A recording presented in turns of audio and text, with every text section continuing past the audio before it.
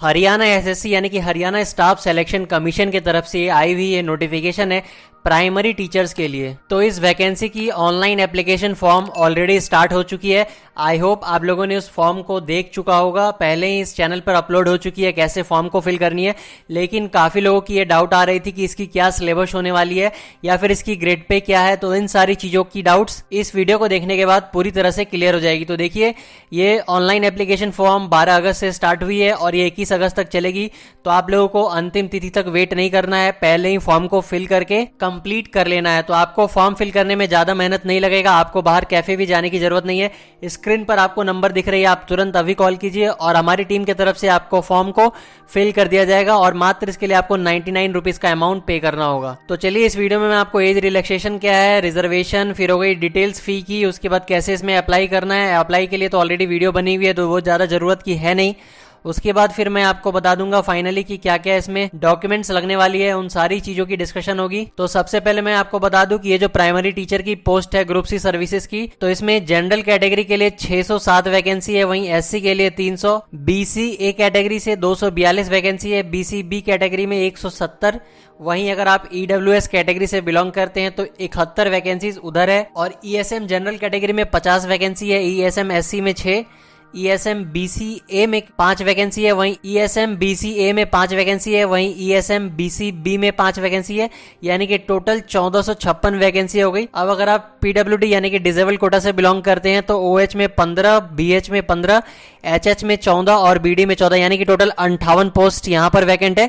तो यहाँ पर मैं आपको पहले बता देता हूँ ये ओएच पीएच में क्या डिफरेंस है, यानी कि उसकी क्या मतलब है। तो अगर पीडब्ल्यूडी में अगर आप वीएच कैटेगरी से आते हैं यानी कि ब्लाइंडनेस एंड लो विजन है, अगर एचएच से हैं तो deaf and hard of hearing है, यही सारी कैटेगरीज यहाँ पर दी हुई है। तो वही यहाँ पर वहां पर मैं बता रहा था आपको, टोटल 1456 प्राइमरी टीचर के पोस्ट की जो वैकेंसी है, इसमें आप क्या क्या क्वालिफिकेशन है। तो सीनियर सेकेंडरी जो है 50% मार्क्स से आप पास होने चाहिए और 2 साल का एलिमेंट्री एजुकेशन में डिप्लोमा होना चाहिए, या फिर आप सीनियर सेकेंडरी 45 अंक से पास होने चाहिए और 2 साल की डिप्लोमा एलिमेंट्री एजुकेशन में होना चाहिए, वो एनसीटीई के रेगुलेशन के अकॉर्डिंग होना चाहिए। वहीं या फिर आप सीनियर सेकेंडरी जो है एटलीस्ट 50% अंक से पास हो सकते हो और 4 साल की आपके पास फिर बैचलर एजुकेशन की डिग्री होनी चाहिए, या फिर आपके पास सीनियर सेकेंडरी 50% से पास होने चाहिए और 2 साल की डिप्लोमा एजुकेशन में, ये स्पेशल एजुकेशन में 2 साल की डिप्लोमा आपके पास होनी चाहिए, या फिर आप बीए बीएससी बीकॉम करके 2 साल की एलिमेंट्री एजुकेशन की डिप्लोमा के साथ अप्लाई कर सकते हैं आप। और जो है साथ ही साथ आपके पास हरियाणा टेट यानी कि HTET या फिर स्कूल टीचर्स एलिजिबिलिटी टेस्ट यानी कि STET का आपके पास सर्टिफिकेट होना चाहिए, या तो आपकी मैट्रिक हिंदी या संस्कृत से होनी चाहिए, या फिर 10+2 या फिर बीए या एमए आपकी उसमें एक सब्जेक्ट हिंदी होनी चाहिए, तभी आप यहाँ पर अप्लाई कर सकते हैं। तो चलिए मूव करते हैं। यहाँ पर आपको थोड़ी मैं ग्रेड पे के बारे में बता दूं तो पे स्केल यहाँ पर आप देख सकते हैं। वहीं एज रिलैक्सेशन जो है शेड्यूल कास्ट के लिए 5 ईयर का एज रिलैक्सेशन है, बैकवर्ड क्लास के लिए भी 5 ईयर का रिलैक्सेशन है जो तो बीसी क्लास था, और फिर अगर डिसेबल कैटेगरी से हैं तो 10 साल का रिलैक्सेशन है एज में, और उसके साथ साथ 5 साल का रिलैक्सेशन और मिलेगा अगर उसमें भी एससी कैटेगरी या एसटी कैटेगरी से हैं तो, या फिर अगर हस्बैंड सर्विस के दौरान मिलिट्री में डिसेबिलिटी किसी प्रकार की हुई थी उन्हें, तो यहाँ पर भी 5 साल की एज रिलैक्सेशन दी जा रही है वाइफ्स को।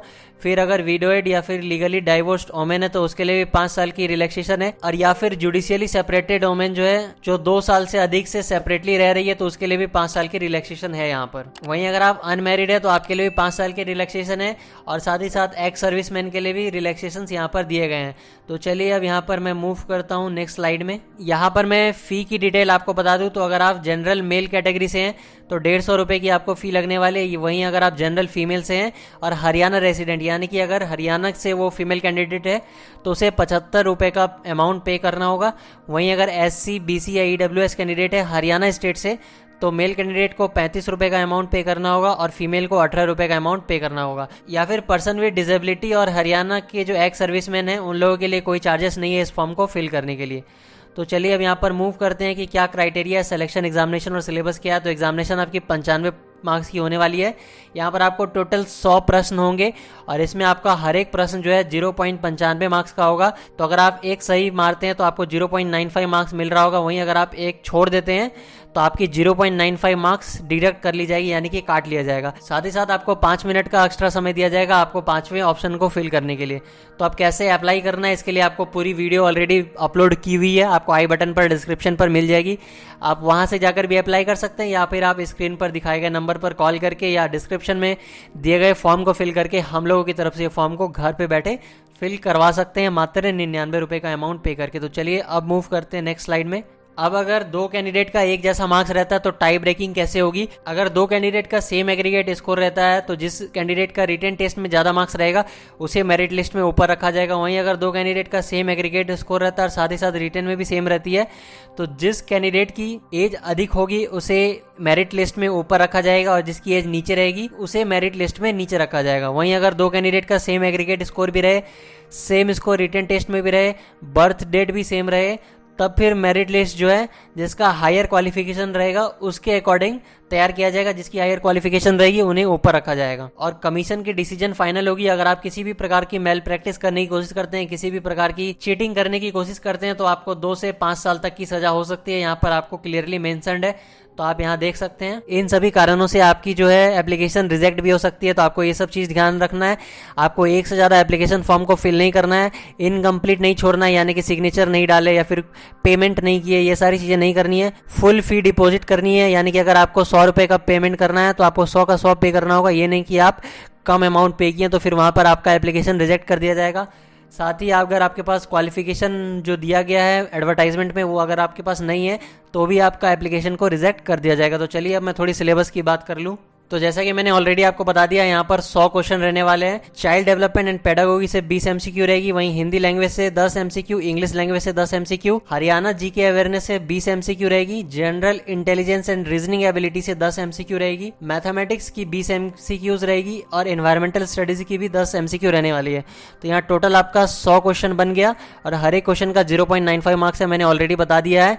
तो आपकी टोटल 95 मार्क्स की एग्जाम होने वाली है।